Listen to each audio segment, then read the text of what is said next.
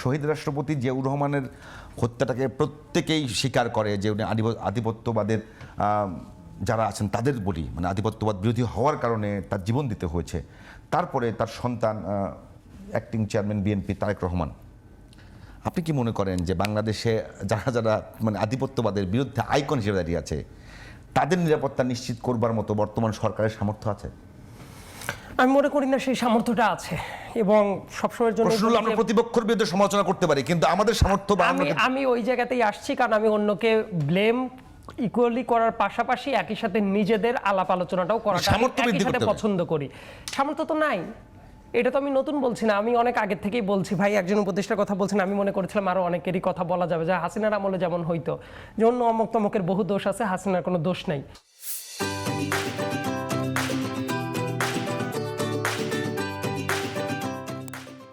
ইদানিংও দেখি যে যত দোষ স্বরাষ্ট্র উপদেষ্টার আলোচনা খুব কম হয়, তারপর পুলিশের আইজিপি যারা আছে, ডিএমপি কমিশনার যারা আছেন, অমুক তমক, তাদেরকে নিয়ে আলাপ আলোচনা হওয়া উচিত। তার কারণ ওইটা যদি খুঁজতে যাওয়া হয়, আপনি একটু খোঁজ নিয়ে দেখবেন, আপনার দর্শক যারা আছে হঠাৎ করে একটু জিজ্ঞেস করেন তো মৎস্য উপদেষ্টাকে, হঠাৎ করে জিজ্ঞেস করেন কৃষি উপদেষ্টাকে, স্বাস্থ্য উপদেষ্টার চেহারাটা একটু মনে আছে কিনা, সমাজ কল্যাণের কথা মনে আছে কিনা।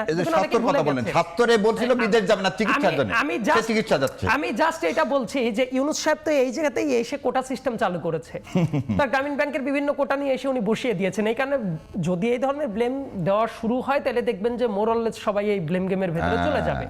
রাদার এখন এই ভাঙাচোরা লোয়ালক্কর যা আছে, এইটা নিয়ে একটা ইলেক্টেড গভর্নমেন্ট জরুরি, যে কথাটা আমরা আবার অনেক আগে থেকে বলতাম, তো তখন আমরা হয়ে গেছি এই এরা মানে না ইউনূস সাহেবকে, স্যার 5 বছর চাই, যারা 5 বছর চায় না তারা গাদ্দার। অন রেকর্ড আমি বলছি, এই জিনিসগুলা বাংলাদেশে ঘটেছে, সরকারের লোকজন এটা প্রমোট করেছে, যারা ইলেকশন চায় না তারা এইটাতে বাতাস দিয়েছে যাতে আগুনটা বেশি জড়ায়। কিন্তু ইলেকশনটা যে জরুরি ছিল এখন কম বেশি দেশের, এটা সবাই বুঝে। তার কারণ একটা আনইলেক্টেড গভর্নমেন্ট তারা এসে এইগুলা ঠিকমতো এইভাবে পুল করতে পারে না। এখানে আনইলেক্টেড গভর্নমেন্ট লম্বা টাইম থাকলে এই ধরনের ক্যাপাসিটি জনিত সংকটটা দেখা দেয়। তারপরে চিন্তা করেন তো, একটু চিন্তা করেন, যারা এই ধরনের কথাবার্তা বলছে যে এই সরকার এই ক্যাপাসিটি নেই, অমুক তমুক নাই, এখন বহু মানুষ সরকারকে ইউনূস সাহেবকে 5 বছর চাই, এই হাইপ তাদের আছে। তাদের পুরাতন ফেসবুক পোস্ট খুঁজে দেখেন, নিউজে দেখেন, এ ধরনের অনেক ব্যাখ্যা আছে, তাদের কাছে ওই ব্যাখ্যাটা চাওয়া উচিত। সেটা তো বেশি দিন আগের কথা না শাহরিয়ার ভাই, রাইট? 2 মাস আগেও 3 মাস আগেও 5 বছর চাই হয়েছে, তো যে ইলেকশন চাই না, ইলেকশন আসলে অমুক হয় তমুক হয়। 2-1 বিভ্রান্ত লোক আছে, ইলেকশন আসলে ভারতের লোক বসে যাবে, এখানে ইলেকশন চাই না, তাদের কাছে জবাব চাওয়া উচিত। এখন কি অবস্থা? ফরহাদ মোজার সাহেবদের কাছে এই জবাবটা চাওয়া উচিত, ইন্টেলেকচুয়াল সোসাইটির অনেক মানুষের কাছে চাওয়া উচিত, এমনকি এসি রুমে বসে থাকা অনেক চিন্তাবিদদের কাছে এই প্রশ্নটা করা উচিত যে ঢাকা শহরে বসে বিশাল সংস্কারবাদী কাজ হয়ে গেছে, হোয়ার ইজ সংস্কার, যে সংস্কার করতে করতে আমার ভাই আজকে দাফন হয়ে গেল, কিন্তু আসামি ধরার মতো কোনো মানে সত্যিকার অর্থে সেই ধরনের দেখা যায় না। এমন হাতির জন্য কিন্তু সংস্কারটা হয়েছে, ওই সংস্কারের কথা বলে ওর রক্তকে অপমান করা হবে। সংস্কারের কথা মানে এটা সবারই হাতির সবার, এটা সবারই ছিল। সংস্কার তো এটা অবশ্যই সবারই একটা ইলেকশনের জন্য গভর্নমেন্ট তা কিন্তু না, 3টা ম্যান্ডেট ছিল। আমি যে জায়গায় আলোচনাটা আছি সেটা একটু যাইতে থাকি। আরেকটা জিনিস, ঘটনাটা খেয়াল করে দেখেন, আমাদের ওসমান হাদির পাশাপাশি আরেকটা দুঃখজনক ঘটনা ঘটে গেছে, দীপু দাস। ইয়েস, এক্স্যাক্টলি, একদম প্রকাশ্যে যেভাবে পুড়িয়ে দেওয়া হয়েছে, আপনি চিন্তা করে দেখেন তো সরকারের ওই জায়গা থেকে এই ঘটনা, আমি আবার বলি, এই ঘটনার পরে স্বরাষ্ট্রমন্ত্রী এবং আইজিপির তার পদে থাকবার কোনো নৈতিক অধিকার থাকে? আরে ভাই একটা স্টেটমেন্ট দেয়নি তো। আরে না, অন্যদের তো কোনো দোষ নাই, দোষ তো 2-1 জনের, অন্য কারো কোনো দোষ নাই, অন্যদের অনেক আলাপ আলোচনা শুনতে। আমার প্রশ্নটা হলো একেবারে টপ টু বটম এই সরকারের প্রফেসর ডক্টর মোহাম্মদ ইউনূস সাহেব, প্রফেসর ডক্টর মোহাম্মদ ইউনূস সাহেব, আমি আপনাকে বলি, একটা ছেলের বিরুদ্ধে অভিযোগ আসলো, সে আল্লাহ রাসূল সাল্লাল্লাহু আলাইহি ওয়াসাল্লামকে অবমাননা করেছে। কোথায় করেছে তার কোনো ডকুমেন্টস নাই, তার কাছে করেছে ডকুমেন্টস নাই। আবার পুলিশের কাছ থেকে সে কিভাবে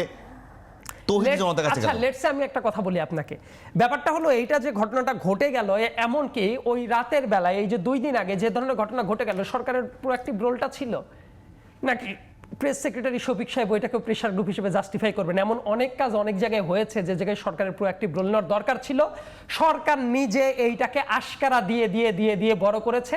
এবং ওই কারণে ময়মনসিংহের এই ঘটনা, লেটসে আপনার সাথে কারো লিপির মিল নাই, আপনি একটা কাজকে সমর্থন করেন না, ইয়েট এই কাজটা যে ঘটতে পারে না, এটা হলো একটা রাষ্ট্রের মানুষের civic sense. Can you imagine Nurul Kabir সাহেবের মতো মানুষ, যিনি হাসিনার আমলের আগের থেকেও ওই যে 1/11 টাইম থেকেও কি ভেহেমেন্টলি প্রোটেস্ট করেছেন, অন্য অনেক পত্রিকার এডিটররা কম্প্রোমাইজড হয়ে গেছেন, সে জায়গায় নুরুল কবির সাহেব কম্প্রোমাইজড হন নাই। কোনো টুকলি নোট এজেন্সি সাপ্লাই দেওয়া জিনিস উনি ছাপাই নাই। বিগত 15টা বছর নুরুল কবির সাহেব যেভাবে দাঁড়িয়ে থেকে কথা বলেছে, যেভাবে প্রতিবাদ করেছে, নুরুল কবিরকে সেদিন হেনস্থা করা হয়েছে। এই ব্যাপারগুলো নিয়ে গভর্নমেন্টের যা ভূমিকা, আপনি এটা ভাবতে গেলে লজ্জা পাইতে হবে যে এই গভর্নমেন্টের বহু মানুষ হিউম্যান রাইটস অ্যাক্টিভিস্ট, এই গভর্নমেন্টের বহু মানুষ দেশ এবং দেশের বাইরে বিভিন্ন জায়গায় পিস নিয়ে কাজ করে, অমুক নিয়ে কাজ করে, তমুক নিয়ে কাজ করে।